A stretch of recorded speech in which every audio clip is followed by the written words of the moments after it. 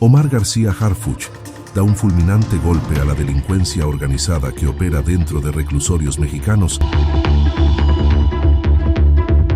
El titular de la Secretaría de Seguridad y Protección Ciudadana informó que se han detectado que 12 centros penitenciarios del país concentran 56% de las líneas telefónicas denunciadas por extorsión en el número 089.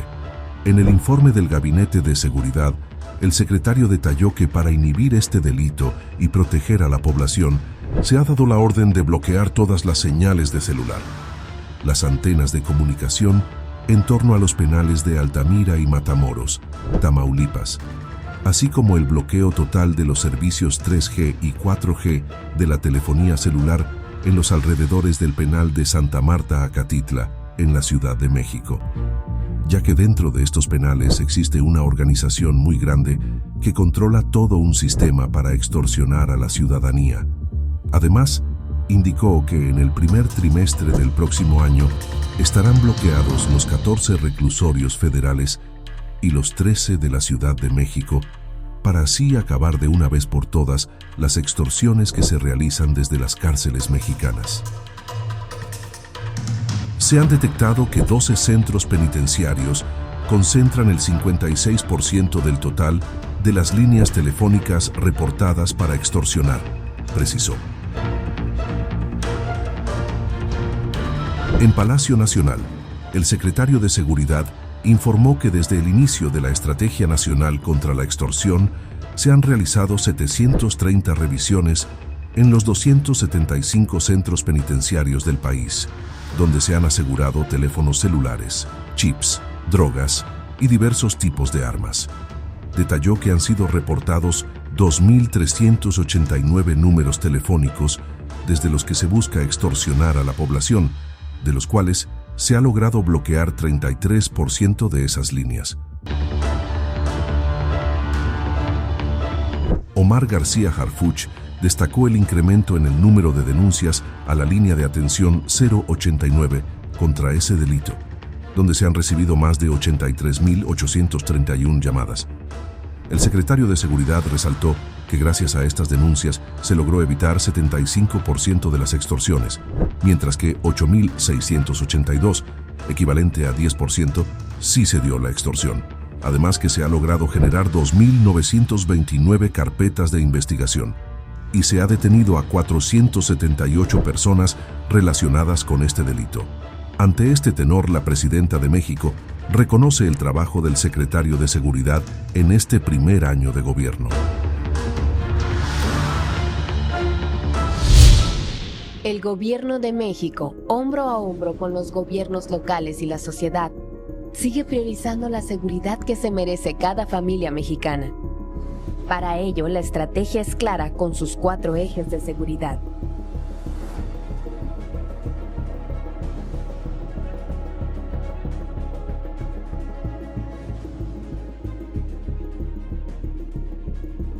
Sabemos que aún falta mucho por hacer, pero la estrategia está dando resultados. Muestra de ello es la disminución constante de los homicidios dolosos, que se han reducido en un 37.3% de septiembre de 2024 a octubre de 2025, lo que se traduce en 32 homicidios menos cada día.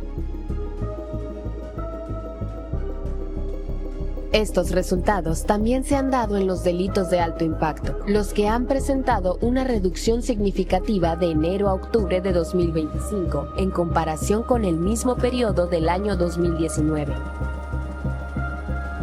Entre los que destacan: secuestro, menos 59%, robo a negocio con violencia, menos 56.8%, robo a casa-habitación con violencia, menos 52.3%. Robo a transportista con violencia, menos 49.9%. Y total de robo con violencia, menos 48.6%. Además, un paso significativo en la protección de la salud e integridad de la juventud mexicana es la incautación histórica de grandes cantidades de droga que desde octubre de 2024 se han realizado. Las más importantes son las poco más de 1.7 toneladas y más de 4 millones de pastillas de fentanilo, las casi 154 toneladas de metanfetaminas, las aproximadamente 65 toneladas de cocaína y cerca de 75 toneladas de marihuana, y el desmantelamiento de 1.614 laboratorios clandestinos y áreas de concentración. Ante el lamentable suceso ocurrido recientemente en Uruapan, se implementó el Plan Michoacán para la Paz y Justicia, que se basa en 12 ejes con más de 100 acciones para atender las causas, de las que sobresalen el desarrollo económico sustentable, infraestructura, programas del bienestar y salud, cultura y justicia, destacando además acciones en materia de seguridad. Este plan se fortalecerá con la opinión y la experiencia de los pueblos originarios, autoridades tradicionales, municipales, estatales, con los trabajadores del campo y las familias michoacanas. También se reforzará la seguridad en la región con unidades militares conjuntas, de la Guardia Nacional, de la Secretaría de Seguridad y Protección Ciudadana y de la Fiscalía Estatal, con fortalecimiento de inteligencia e investigación, un despliegue ágil, flexible y dinámico que contempla el empleo de ingenios tecnológicos, sumando el sellamiento de los estados vecinos en este esfuerzo. Dentro de esta estrategia se instalarán mesas de seguridad quincenales con el Gabinete de Seguridad y se fortalecerá la denuncia anónima ante el delito de extorsión y otros de alto impacto.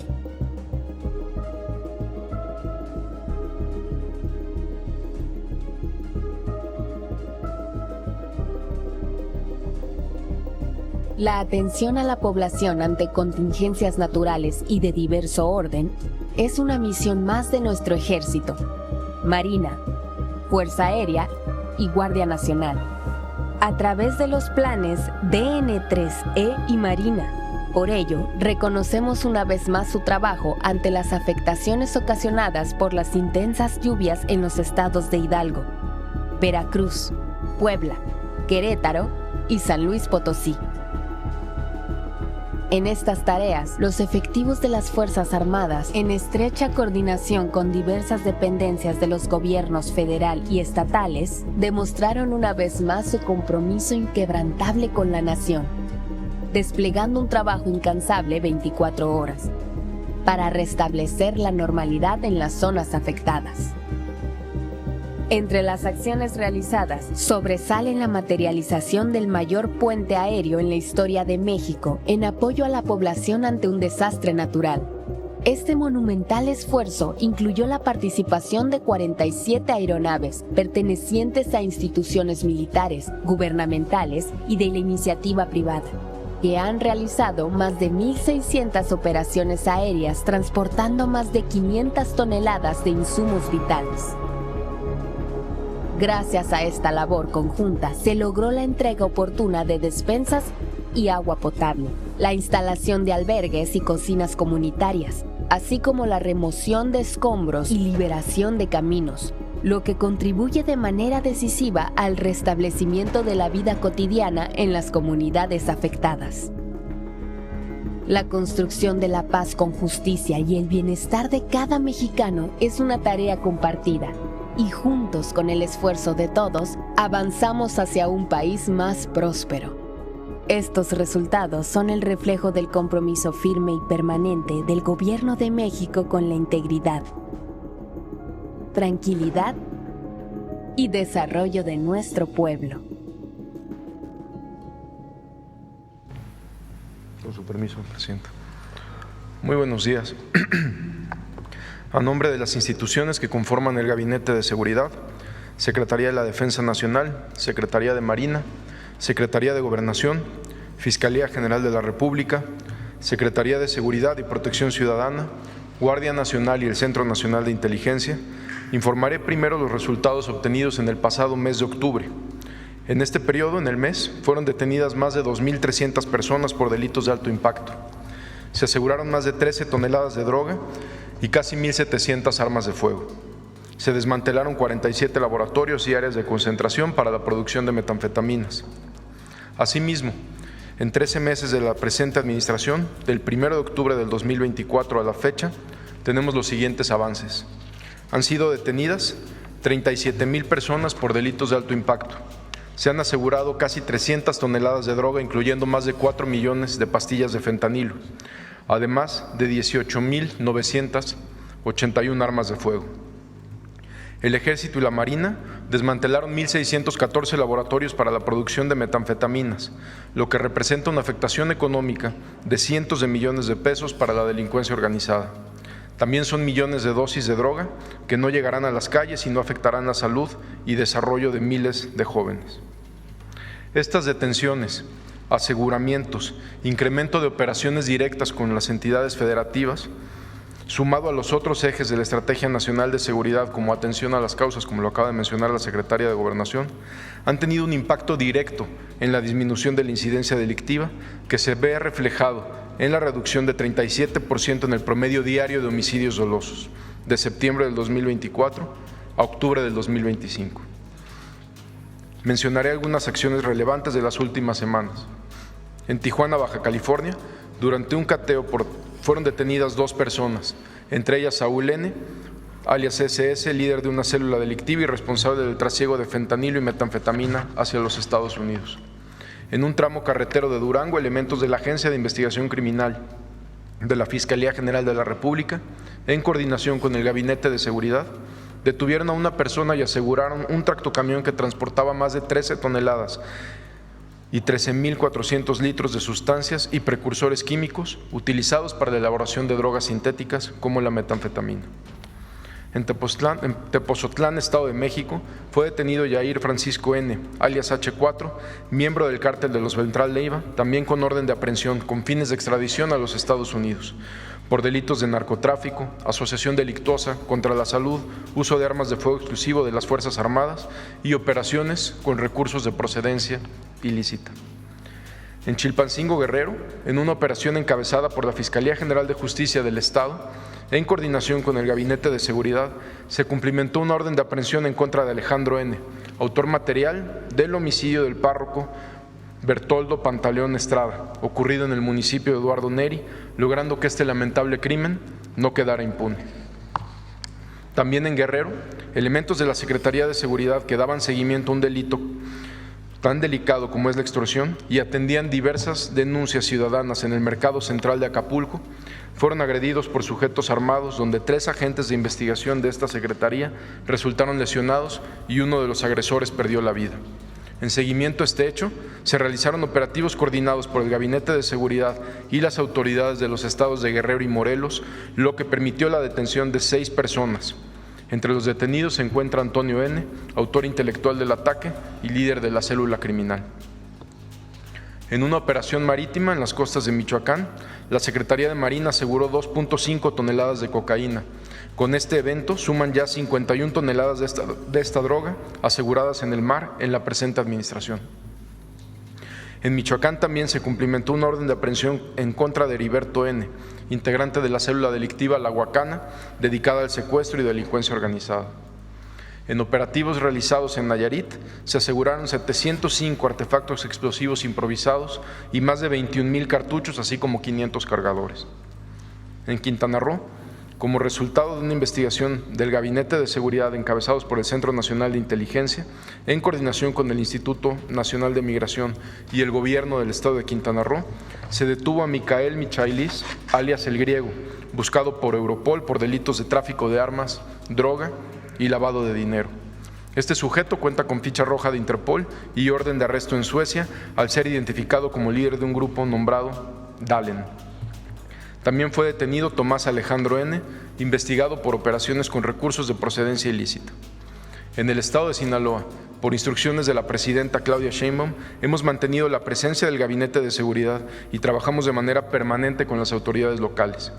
Nos hemos reunido con diferentes sectores de la población para escuchar sus inquietudes y generar estrategias conjuntas. En 2 acciones operativas en Mazatlán y Culiacán, fueron detenidas 5 personas relacionadas con grupos delictivos generadores de violencia en la región, a quienes se les relaciona con homicidios, venta de droga y otros hechos violentos. En Culiacán fueron detenidos 6 integrantes de una célula delictiva vinculada con homicidios, narcotráfico, privación ilegal de la libertad y agresiones armadas. Algunos de ellos habían sido detenidos en diciembre del año pasado. Están José Manuel N., Juan Carlos N., líder de la célula Luis Ezequiel N., quien en esta acción perdió la vida. También personal de la Secretaría de Seguridad detuvo a Daniel N., alias El Dani, objetivo buscado por autoridades de Estados Unidos por su participación en delitos de conspiración para la distribución de fentanilo. Cuenta con orden de arresto y ficha roja también, detenido en Culiacán, Sinaloa. En 3 operaciones coordinadas en Sonora, fueron detenidos 4 integrantes de las células delictivas Los Yillos y Los Arzate, vinculados con trasiego de droga, secuestro y delincuencia organizada. Además, fue detenido un integrante del Cártel del Pacífico, que transportaba en un tractocamión más de 1,000 litros de metanfetamina líquida oculta en productos de limpieza. En un operativo coordinado por el Gabinete de Seguridad y autoridades estatales de Tabasco y Chiapas, en Tuxtla Gutiérrez fue detenido Leonardo Arturo N., integrante de un grupo delictivo relacionado con extorsión a comerciantes, secuestro, venta de droga y homicidios en la entidad. Dicho sujeto se desempeñó como director general de la Policía Estatal de Tabasco en el año 2021. En San Luis Río Colorado se ejecutaron 2 órdenes de cateo donde fue detenido Abdel N., alias El Toro, y Miguel Ángel N., integrantes del Cártel de Sinaloa, a quienes se les aseguraron diversos narcóticos y armas de fuego. En Tabasco, el Gabinete de Seguridad y la Fiscalía General del Estado detuvieron a 20 personas relacionadas con un grupo delictivo, entre ellas el líder de esta célula, Jorge Armando N., así como a 4 policías municipales. Estos detenidos están vinculados con una agresión en Macuspana en días pasados, donde lamentablemente 2 mujeres perdieron la vida, además de otros hechos delictivos. Se aseguraron 17 armas de fuego, vehículos y droga. En acciones para combatir el mercado ilícito de combustibles, se realizaron operativos en Chihuahua, Guanajuato y León, donde se decomisaron más de 2 millones de hidrocarburo, además de una toma clandestina y un túnel. Se aseguraron 15 tanques y contenedores, 5 pipas y fueron detenidas 5 personas. A partir del 6 de julio, por instrucciones de la presidenta Claudia Sheinbaum, se implementó la Estrategia Nacional contra la Extorsión. Se han detectado que 12 centros penitenciarios concentran el 56% del total de líneas telefónicas reportadas para extorsionar a través del 089. Para evitar que este delito se cometa desde el interior de los penales y proteger a la ciudadanía, se han implementado acciones conjuntas de inteligencia, bloqueo de señal, revisión tecnológica y operativos de supervisión. Para ello, se realiza la instalación de inhibidores de señal, sistemas de circuito cerrado avanzados, sensores de movimiento, escáneres de seguridad y tecnología en centros penitenciarios federales. El 33% de las líneas detectadas han sido bloqueadas mediante el retiro de la antena en Altamira, Tamaulipas, cambio de antena en Matamoros y bloqueo total de los servicios 3G y 4G en Santa Marta, Catitla, en la Ciudad de México.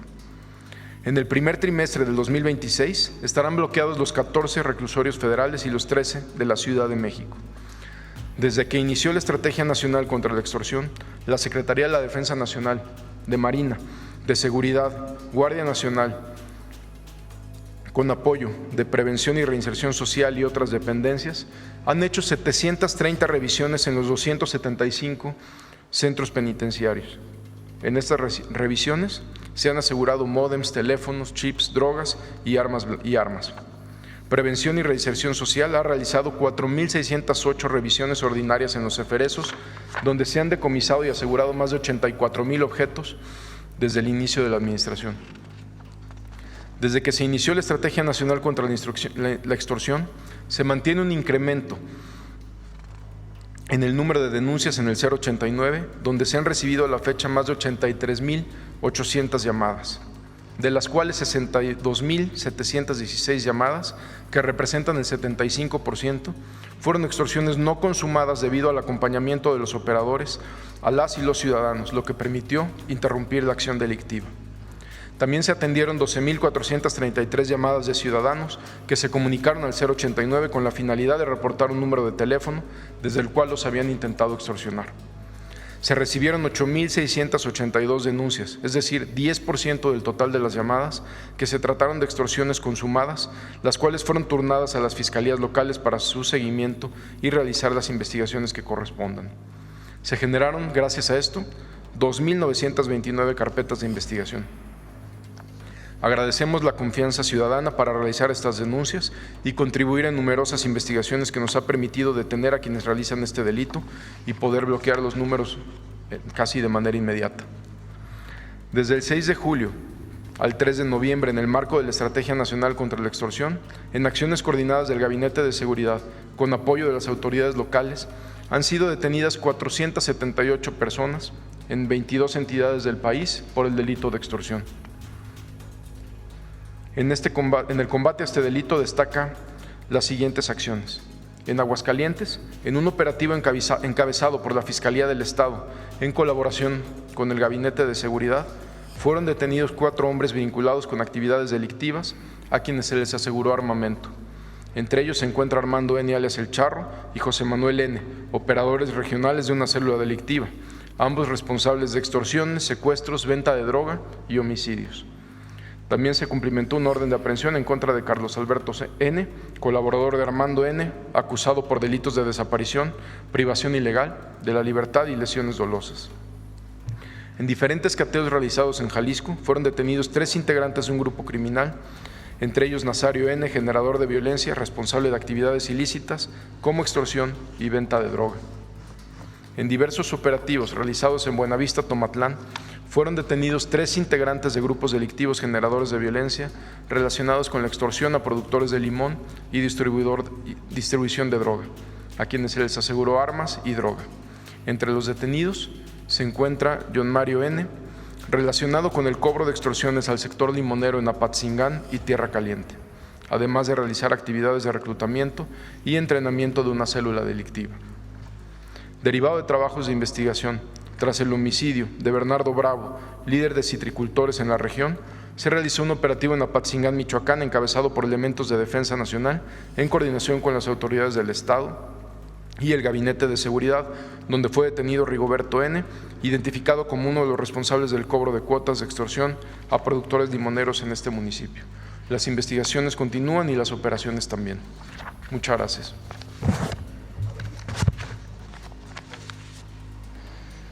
Pues esta es la información del Gabinete de Seguridad.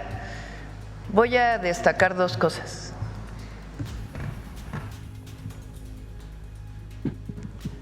La primera, les voy a mostrar la gráfica del incremento en los homicidios y la reducción en los homicidios a partir de la llegada primero del presidente López Obrador y después de nosotros.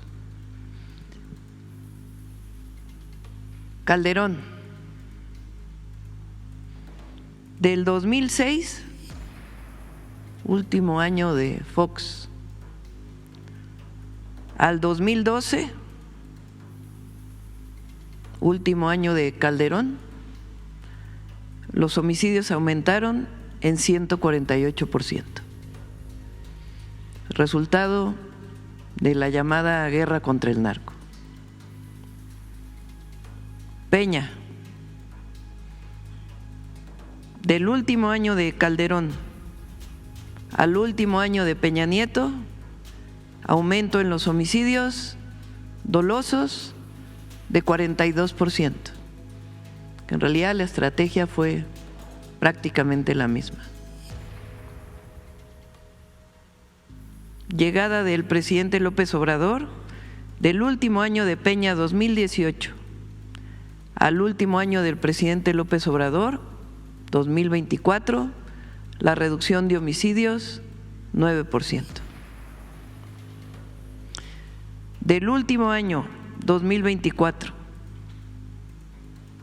que el presidente López Obrador deja el gobierno el 30 de septiembre, nosotros entramos el 1 de octubre, al 31 de octubre del 2025, una reducción del 28% en los homicidios dolosos. Ahora, si vemos el último año completo desde que entramos, desde septiembre del 2024 a octubre del 2025, el otro son años completos. En este caso es desde nuestra llegada, 1 de octubre a octubre del 2025, una reducción en homicidios dolosos del 37%.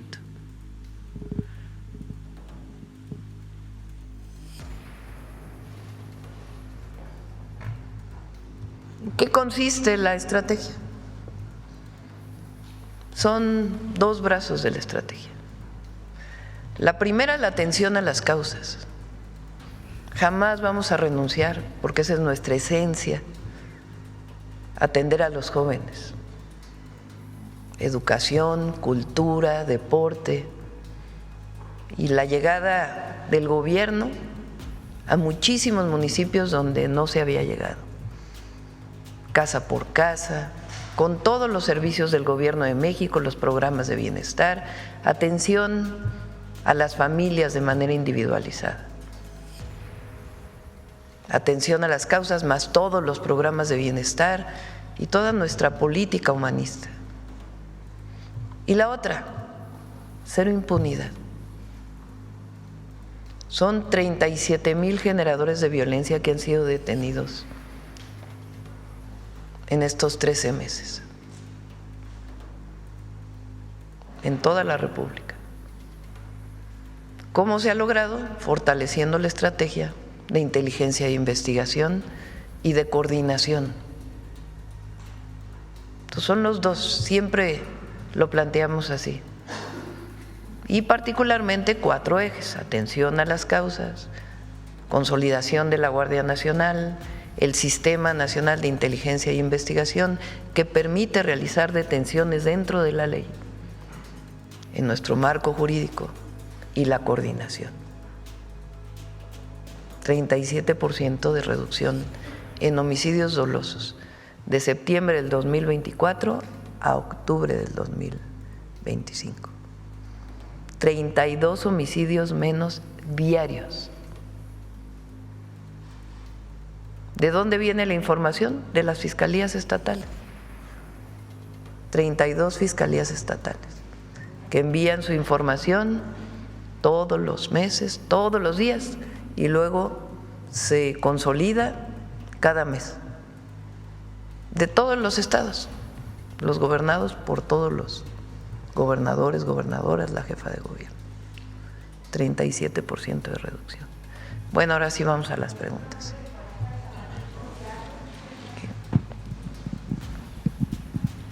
Presidenta, buenos días. Vicente Serrano, conductor de Sin Censura TV. En estos pasados días, el cínico de Felipe Calderón, ahorita que veía la gráfica que nos mostraba, defendía en un foro empresarial en Argentina su guerra contra el narco y básicamente pide el regreso de la guerra contra el narco porque dice que funcionó a pesar de los sabotajes de gobiernos locales, y dice que al final de su sexenio todo se echó a perder porque no se siguió esa guerra contra el narco. Lo menciono porque algunos de aquellos que callaron, cómplices desde los medios de comunicación con aquel pacto de silencio que firmaron en tiempos de García Luna y Felipe Calderón, hoy hablan del horror de que haya sido un adolescente el que asesinó a Carlos Manso, el presidente municipal de Uruapan. Yo creo que les falla la memoria porque en tiempos de Calderón, en la guerra contra el narco, se hablaba, de acuerdo a lo que me documenta el maestro Francisco Cruz, autor de Tierra Narca, que ya lo había publicado precisamente, el papel del crimen organizado reclutando a niños como sicarios, que había por lo menos 30,000 niños en las filas del crimen organizado, que en el 2010 se hablaba de la posibilidad de que fueran reclutados 250,000 menores de edad. Para aquellos que dicen que hace mucho tiempo lo de la guerra contra el narcotráfico y que critican incluso lo que dice usted aquí en la mañanera y las declaraciones que hizo Alfredo Ramírez Bedoya también el gobernador de Michoacán, señalando a dos responsables de lo que pasa en Michoacán, Felipe Calderón y Enrique Peña Nieto. Le planteo esto porque ahora esos que callaron se dicen sorprendidos o dolidos porque haya sido un menor de edad el gatillero. ¿De qué tamaño es el reto, comparándolo con la guerra contra el narco de Felipe Calderón, presidenta, esta posibilidad de reclutamiento de menores de edad? ¿Qué tanto se ha avanzado con esto que también le critican mucho, que es, desde tiempos del presidente Andrés Manuel López Obrador, la atención a las causas, desde una, por cierto, deshonestidad intelectual de algunos que publican en medios de circulación nacional como Enrique Krause, que habla que se abandonó a las víctimas, que se abandonó lo que le corresponde al gobierno, que es proteger la vida de los mexicanos y mexicanas, pero nada menciona precisamente de lo que ocurría desde la guerra contra el narcotráfico de Felipe Calderón, presidenta. El periodo de Felipe Calderón se caracterizó, entre otras muchas cosas, en lo que él llamó la guerra contra el narco, en dos características. Una, primero sacó al ejército a combatir al narco sin un marco jurídico. Y eso generó muchos problemas. Pero él defendía, porque solamente hay que escuchar porque finalmente él es quien define la política. Y no lo digo por el ejército, porque es de lo mejor que tiene México, la Marina y el ejército. Lo vimos en las lluvias, lo veo todos los días. Yo estoy agradecidísima por el trabajo del ejército, de la defensa y de la Marina, de la Guardia Nacional. Y realmente el pueblo de México quiere mucho estas instituciones, sino más bien la concepción desde quien fue presidente, por cierto, que llegó con un fraude electoral. Entonces, no es un asunto del ejército, sino de quien entonces jugaba el papel de comandante supremo de las Fuerzas Armadas. Él decidió una estrategia al llamarle guerra, de confrontación. La guerra es confrontación, con armas. Y él mismo hablaba de que no importaba que hubiera víctimas colaterales. ¿Qué quiere decir víctimas colaterales? Civiles, personas, niños, niñas, jóvenes, que en un enfrentamiento podían ser alcanzados por una bala y no importaba, de acuerdo con el entonces presidente, porque era parte de la guerra. ¿Quién declara una guerra en su propio país? Eso no quiere decir que no actuemos nosotros frente a los grupos delictivos, porque también han querido poner eso. Pero él decidió ejecuciones extrajudiciales. ¿Qué quiere decir? Que se ejecutaba a un presunto delincuente por el solo hecho de ser un presunto delincuente sin un juicio. Y hay muchos ejemplos durante aquella época. Pero no solo eso, sino que puso al frente de esa guerra a un personaje que hoy está preso en los Estados Unidos por favorecer a un grupo delictivo. ¿Cómo defender aquella actuación? Pero además no dio resultados. Pon otra vez la gráfica. Guerra. ¿Quién quiere guerra en un país? Muy distinto actuar dentro del marco de la ley, darle un marco jurídico al ejército para que pueda actuar, crear la Guardia Nacional, a la Marina también, y detener a presuntos delincuentes para que tengan un juicio. Eso se llama Estado de Derecho. Es decir, detener a un presunto delincuente para que tenga un juicio.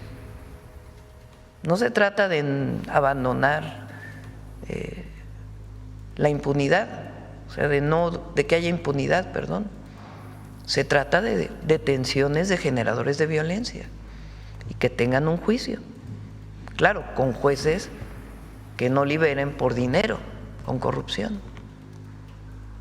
Entonces, declara la guerra y pone al frente de la guerra a una persona que está demostrado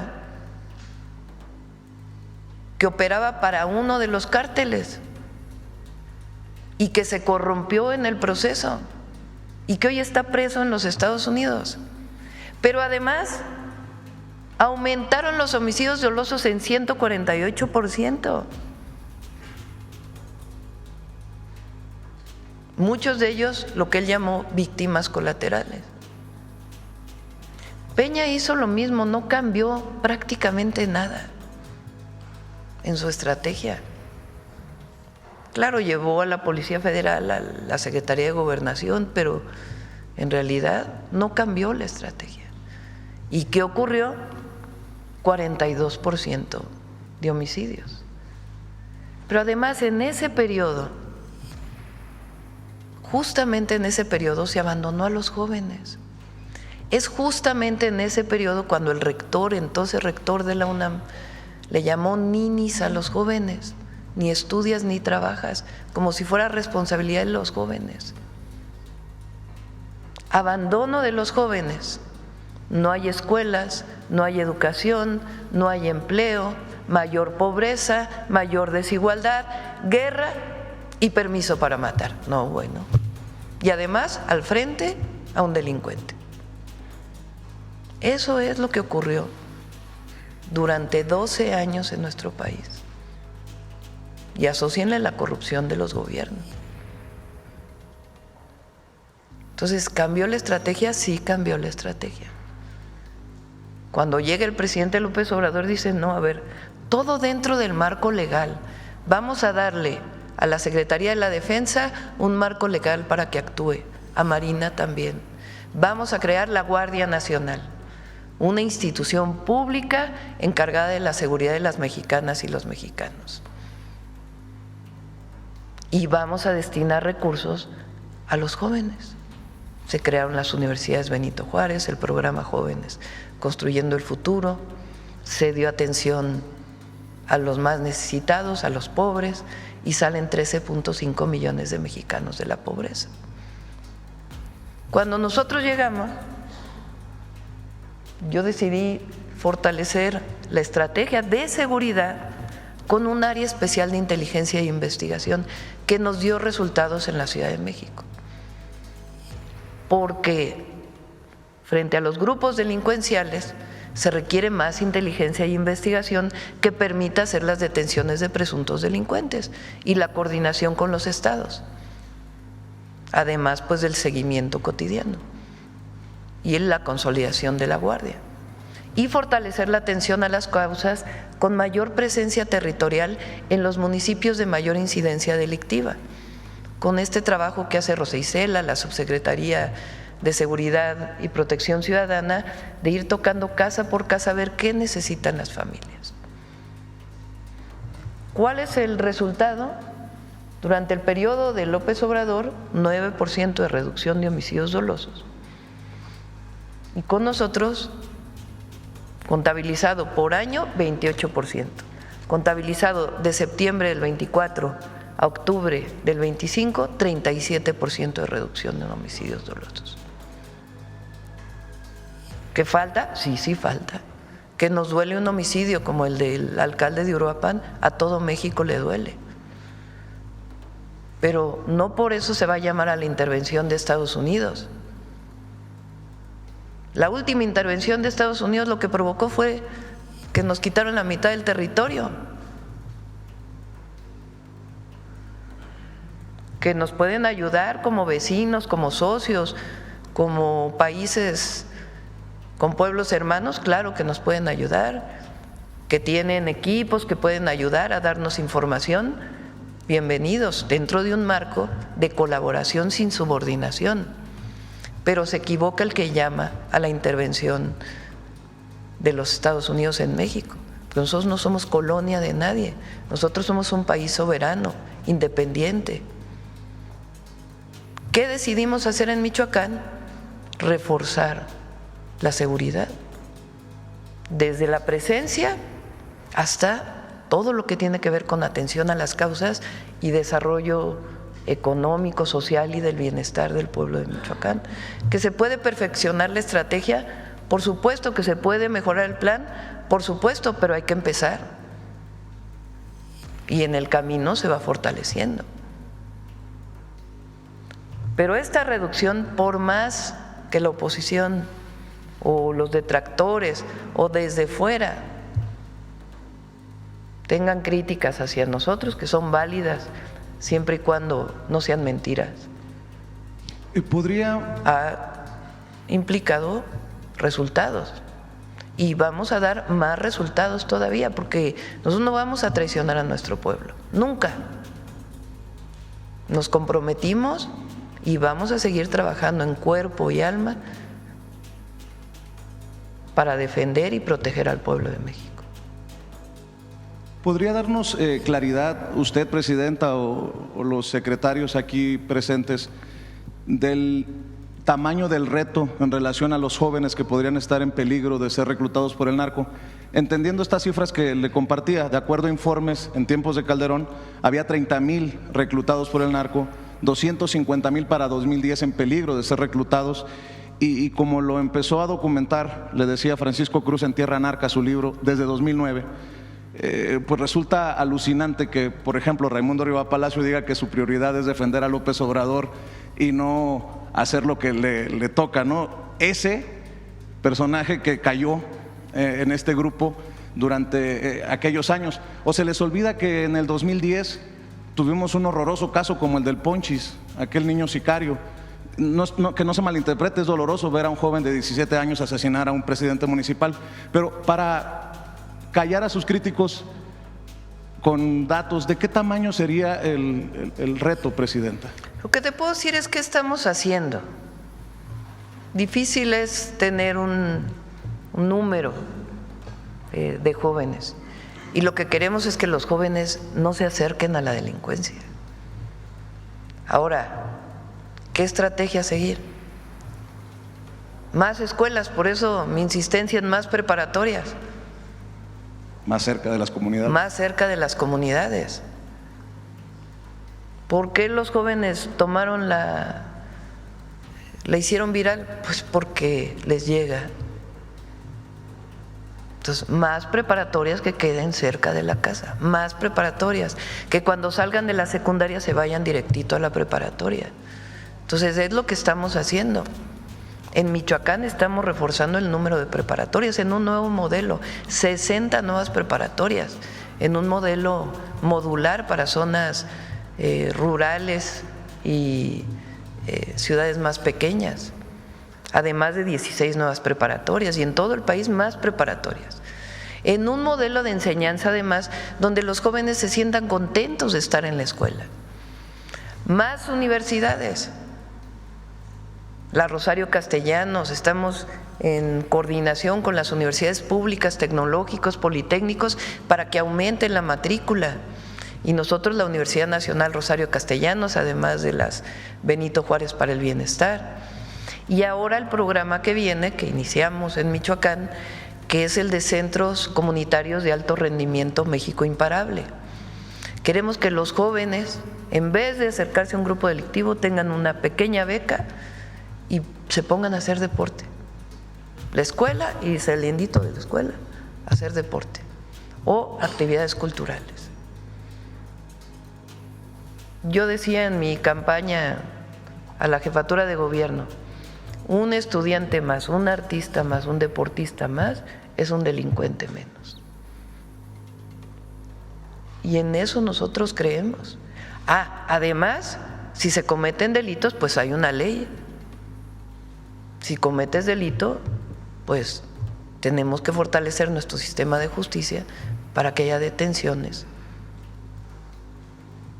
y se cumpla con lo que dice la ley. Pero es la ley. Por eso es una estrategia de construcción de paz, no es una estrategia de hacer la guerra. Es muy distinto. Pero además de honestidad. en todo lo que desarrollamos. Entonces, sí son dos proyectos de nación, sí son dos proyectos de nación. Uno que piensa que el pobre es pobre porque no trabaja. Uno que piensa que mientras más concentración de la riqueza mejor, porque en algún momento llegará el que menos tiene. Uno que piensa que los jóvenes deben pagar por su educación porque si no, no la valoran. Uno que piensa que hay Estado de Derecho a veces y a veces no cuando le toca a ellos. Uno que piensa que es mejor una intervención de Estados Unidos en México para poder resolver el problema de la inseguridad y entregar el país al extranjero. Uno que piensa que el pueblo no es sabio. Uno que piensa que la historia de México no representa valores. Uno que se burla de los pueblos indígenas. Ese es un proyecto de nación, que por cierto hoy le llaman ultraderecha. Y otro proyecto que es humanista, que somos nosotros, que se define como humanista, que creemos en el derecho a la educación, en el derecho a la salud, en el derecho a la cultura, que creemos en las jóvenes y los jóvenes mexicanos, que creemos en las niñas y los niños, que creemos en nuestro pueblo, que creemos en los pueblos indígenas, que amamos nuestra historia, que creemos que la independencia, la reforma, la revolución y la transformación que estamos llevando a cabo es para el pueblo y ha sido por el pueblo, que creemos en un país fuerte, independiente y soberano. Esa es la diferencia. Y que creemos en que los privilegios y la corrupción no llevan a ningún lado. Es un modelo esencialmente humanista frente a un modelo clasista, frente a un modelo de discriminación. Esos son los dos modelos. Ahora está dando resultados. Nos duelen homicidios que hay como el de Carlos Manso, claro que duelen. Y claro que en el gabinete decimos por qué pasó, qué es lo que está pasando, que se haga la investigación y que haya justicia. ¿Cómo reforzamos la estrategia? Pero regresar a la guerra contra el narco o a poner a García Luna al frente de la Secretaría de Seguridad, eso nunca más. Eso ya lo vivió el pueblo de México con mucho dolor. Esa es la diferencia. Por eso hay que pensar muy bien lo que vive México hoy hacia adelante y el fortalecimiento de nuestra patria y nuestro pueblo por encima de todo y su protección en todos sentidos. También preguntar, Presidenta, ¿cuál sería el nivel de responsabilidad que pueden tener los escoltas de Carlos Manso luego de que el gobernador informara que pues uno de ellos fue quien mató también a quien disparó a Carlos Manso, al joven? Los policías municipales que eran del primer círculo de seguridad del alcalde van a volver a declarar. En efecto, esa declaración que usted dice la hizo uno de sus escoltas desde el inicio, que él dispara al agresor del presidente municipal. Sin embargo, los peritajes continúan para ver el arma que mata al agresor. Se sigue verificando el arma que también dispara en contra del presidente municipal. Entonces las investigaciones continúan y son a cargo de la Fiscalía General de Justicia del Estado y lo van a informar más adelante. ¿Están detenidos? No están detenidos, pero están localizados y están yendo a declarar cada que se les llame. Gracias. Buenos días, Presidenta. Jennifer Barba, de México Comunica. Presidente, el secretario de Seguridad ha informado sobre la detención de 2 integrantes de los rusos de Mexicali. ¿Tiene más datos sobre esta célula que por años ha controlado la frontera entre Mexicali y Calexico? Esta detención que usted menciona fue en días pasados, pero si quiere le podemos compartir información de todos los detenidos que se han detenido de esta célula delictiva. Ok, muchas gracias, secretario. Gracias, Presidenta. En materia de seguridad al gabinete, sobre el caso de Carlos Manso, quisiera preguntar si todavía esto sigue en el ámbito de la Fiscalía Local, ¿cuándo sería momento en todo caso de que pudiera tal vez la Fiscalía General de la República traer esta investigación? Ya usted la semana pasada decía que podía ser por el asunto de que la probable participación del crimen organizado. Por favor. Sí, primero, ahorita están avanzando todos los peritajes y las primeras declaraciones, bueno, ya no las primeras, las otras declaraciones en la Fiscalía Local. Ayer tuve una llamada con el Fiscal General de la República, hoy vamos a tener también una valoración sobre el caso y ya el fiscal en su momento, él informará si se atrae o no. Sí, pero depende de la propia Fiscalía General de la República, que como sabemos tiene su autonomía a pesar de la gran coordinación que tenemos, ya será el propio Fiscal General de la República quien lo informe. De la información que le han compartido de la Fiscalía, porque sabemos que ustedes están atentos al caso, sí. Saber si tienen conocimiento de que este caso también pudiera ser investigado por un asunto de crimen político. Incluso familiares han señalado y el propio alcalde algunos meses antes de ser asesinado había hablado pues en varias ocasiones que tuvo disputas con algunos exalcaldes, algún exgobernador ahí. Hay esta inquietud de que si pudiera ser también una línea. Lo que tenemos al momento, por supuesto, nunca se va a descartar una línea y menos a tan poco tiempo de este lamentable suceso, pero lo que tenemos al momento es delincuencia organizada. Entonces todavía es momento de que la Fiscalía el Fiscal General de la República lo informará. Lo importante es que la investigación no inicia hasta que se lo lleva a la Fiscalía General de la República. La investigación inicia como inició desde el primer momento. Y aprovechando, secretario, gracias. El tema también, unas semanas antes del asesinato, él había denunciado que se habían encontrado con un sitio de reclutamiento, adiestramiento en una zona, carretera cercana a Uruapan. Se le informó a usted, se está investigando, incluso se hablaba de que estaban involucradas algunas personas extranjeras en delitos en este tipo de sitios, como recordemos, bueno, ya se había dado en Teuchitlán, ¿no? De este caso específico que mencionó el presidente municipal tendríamos que revisarlo, pero hay constantes patrullajes por parte del ejército en la zona. Ha habido también detenidos extranjeros en Michoacán, como lo hemos informado aquí. También les podemos precisar cuántos detenidos extranjeros han sido en Michoacán. Gracias. Secretario, finalmente para usted quisiera preguntarle, sabemos que están en un plan antiextorsión y que están avanzando en temas de detenciones, sin embargo, a la par de que se da esta situación, ¿cómo puede o debe actuar un ciudadano que está siendo víctima de extorsión, por ejemplo, de clara extorsión, de que tienen que pagar por la venta, no solo de aguacate, de limón, también en otros comercios de venta de pollo, de cualquier otro alimento que se está dando no solo en Michoacán, también en algunos otros estados? Hace tiempo se hablaba también del Estado de México. ¿Cómo debe de actuar una vez que se denuncie, que ustedes como Estado retoman la denuncia como propia para avanzar en la investigación? Pagar el cobro de lo que les están pidiendo mientras es detenido el delincuente para evitar que sean asesinados. Sí. Por eso, a partir del 6 de julio, que inició la Estrategia Nacional contra la Extorsión, se ha dado mucha difusión al número de 089. Como lo informamos aquí hace unos minutos, las denuncias se han incrementado. Después de que informamos y de que se inició la Estrategia Nacional contra la Extorsión, las denuncias se han incrementado. Esto quiere decir que hemos tenido confianza en la ciudadanía para atender los temas. ¿Por qué el 089? Primero, porque es totalmente anónimo, es la protección de la víctima. Lo que la víctima necesita en este caso tan delicado, en este delito tan delicado como es la extorsión, son dos cosas principalmente: el acompañamiento de un asesor profesional, que son los que están en el 089, muchas veces es telefónica. Cuando son extorsiones telefónicas se resuelve por teléfono, pero cuando son extorsiones presenciales se les da la opción de que vaya un asesor, totalmente, obviamente de manera confidencial. Entonces es el acompañamiento a la víctima, pero también la confidencialidad de la víctima. O sea, por eso insistimos tanto en el 089. Conforme se incrementan las denuncias, tenemos más información, tenemos más datos para poder investigar.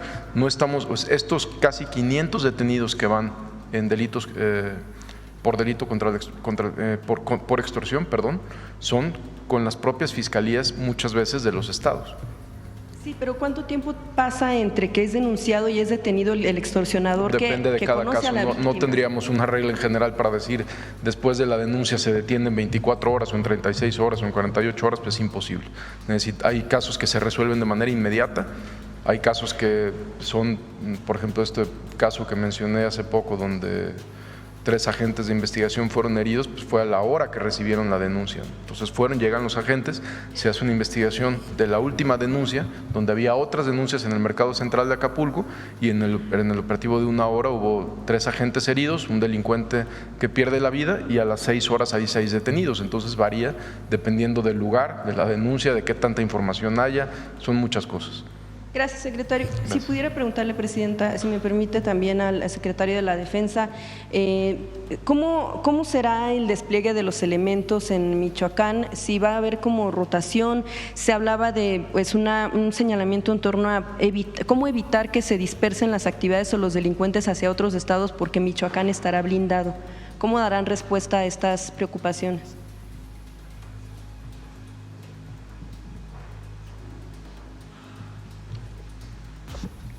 Se va a implementar un plan contención, que es la finalidad de establecer una coordinación permanente con los mandos territoriales aledaños al estado de Michoacán. ¿Qué es lo que se va a hacer? Van a buscar todos inteligencia, va a haber una coordinación muy importante para implementar operaciones coincidentes. Si bien ese es un problema al que siempre nos hemos enfrentado por las jurisdicciones, los delincuentes no tienen jurisdicción, ellos se pasan libremente de un estado a otro.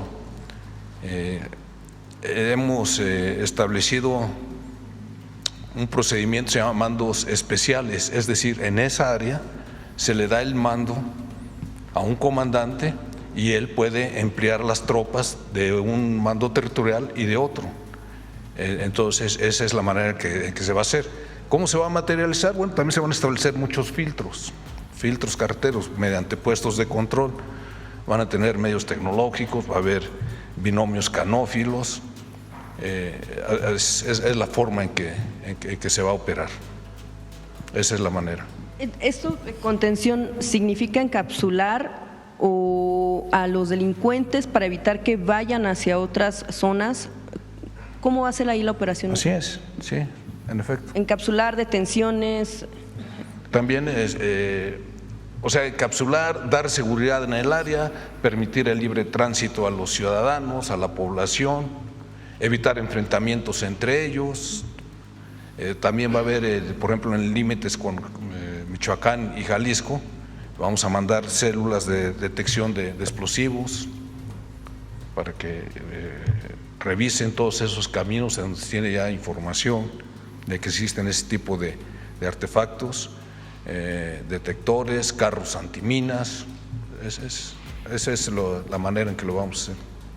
Bien, secretario, voy a preguntarle, aprovechando que está ahí, con lo sucedido con el alcalde de Uruapan, mientras avanza, por supuesto, el plan en el que buscarán que se tenga estos resultados, ¿qué tiene que cambiar en los protocolos de cuidado de algunos funcionarios? En este caso estamos hablando de presidentes municipales, sobre todo porque, pues, usted, como mencionaba, este protocolo pues falló, a final de cuentas, bajo el resguardo que debía tener de seguridad, pues fue asesinado. Si no vieron venir, por ejemplo, que en un evento público pues masivo hasta cierto punto, pues no corriera este tipo de riesgos. Bien, el protocolo no falló, falló el protocolo de nosotros, hablo de la Guardia Nacional. ¿Qué es lo que vamos a hacer? Tratar de concientizar más a la persona que se les va a resguardar para que se apegue o coopere para la implementación de este tipo de protocolos. Si desde un principio él tal vez hubiera aceptado que fuera el personal de la Guardia Nacional quienes tienen cursos de protección a funcionarios y tienen otro tipo de preparación, se hubiera incrementado su nivel de seguridad. Eso es lo que se va a hacer. ¿Hasta dónde llegó su responsabilidad en ese acto? La Fiscalía General del Estado tiene el asunto, está haciendo la investigación, ellos determinarán. General, ya nada más para finalizar, se cumplen 6 meses del asesinato de 2 niñas en Sinaloa, sí. Que las familias anuncian que pues fue a manos del ejército, no fue en un fuego cruzado ni en un enfrentamiento directo. ¿Qué información se está investigando a los elementos que participaron en este hecho en el caso de Lady y Alexa? Sí, se abrieron carpetas de investigación con la Fiscalía General de la República de inmediato y también con la Fiscalía General de Justicia Militar. En el caso de la Fiscalía General de Justicia Militar, el juez dictó prisión.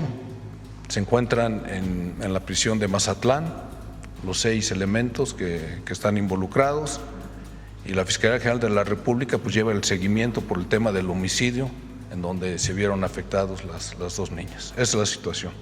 Gracias, general. Finalmente, presidenta, sobre este asunto, bueno, ya que está presente el Gabinete de Seguridad, que es un tema pendiente con la agresión que apenas padeció en las calles de la Ciudad de México, preguntarles al gabinete si qué pasa con el tema de la estrategia de protección a la presidenta. Sabemos que hay un grupo de cercanía, pero también con pues a lo mejor de cuestión de perímetro, ese tipo de cuestiones. ¿Qué papel juegan también los elementos en este caso, pues que puedan estar con el resguardo? Acércate más el micrófono porque no se escucha. Sí, bien. presidenta, con lo último que padeció apenas en calles de la Ciudad de México, esta agresión, si no se escuchaba, preguntarle al Gabinete de Seguridad qué papel juegan elementos, tal vez del Ejército, tal vez de la Secretaría de Seguridad, para el resguardo de la propia Presidenta de la República. El equipo que va conmigo no son del Gabinete de Seguridad, es un equipo de ayudantía. Cuando salgo fuera de la ciudad, voy en un vehículo que tampoco es del Gabinete de Seguridad, sino del equipo de la Presidencia, y a veces va un vehículo de la Guardia Nacional a distancia cuidándonos. Ese es el protocolo que seguimos. Claro, pero justo preguntaba porque pues esos elementos de ayudantía no tienen experiencia en cuestión de seguridad, que como dice el general secretario, pues muchas veces hay protocolos que pues personas expuestas. No me va a pasar nada, no me va a pasar nada. Bien, presidenta. Gracias. Finalmente sobre el tema. Tomamos una decisión de estar cerca de la gente, y si hay situaciones de riesgo, una alerta que tiene CNI que dice la presidenta puede estar en riesgo en un lugar, bueno, pues entonces nos protegemos un poco más. Eso es lo que sí, aceptaría las recomendaciones, por supuesto, en caso. Siempre acepto las recomendaciones del secretario de Seguridad, del secretario de la Defensa, del secretario de la Marina. A veces ellos me piden que tenga más seguridad, pero no consideramos que sea necesario. Ahora, si hay una alerta que ellos por inteligencia tienen alguna preocupación, pues evidentemente me la dicen y buscamos mayor protección, o no ir a ese lugar, ir a otro lugar. Es decir, si estoy pendiente, no es no hay irresponsabilidad en esto, estoy pendiente, y ellos si hay algo me informan y tomamos decisiones para evitar pues algún problema, pero no, hasta ahora no ha habido. Qué bueno. Gracias, presidenta. Y sobre el tema de la relación México-Perú, ¿cómo queda después de que pues es declarada persona non grata con toda esta situación? No va a haber nada, porque ya los oí que están. Ese es, para todos los que nos ven a distancia, así pasa aquí en la mañanera. Cuando se dice algo que de mi parte o de alguno de los compañeros o compañeras que pregunta y parece algo como difícil, se oye el ¿cierto? ¿No? Adelante. Sobre el tema, de la relación México-Perú, después de que se le declarara persona non grata como al expresidente Andrés Manuel López Obrador, ¿hasta dónde se rompen solo relaciones diplomáticas? ¿Cómo queda la situación entre ambos países? Hasta ahora no se han roto las relaciones consulares, sino solo las diplomáticas. Y con gusto la Cancillería puede dar más información. Y no es que se hayan roto, ellos decidieron romperlas, ¿no? Sí, o sea, no es que ambos decidimos. Bueno, vamos, ya cerramos. Yo creo que ya cerramos, ¿no? Son 9:30. Muchas gracias a todas, a todos. Nos vemos mañana. Buen día.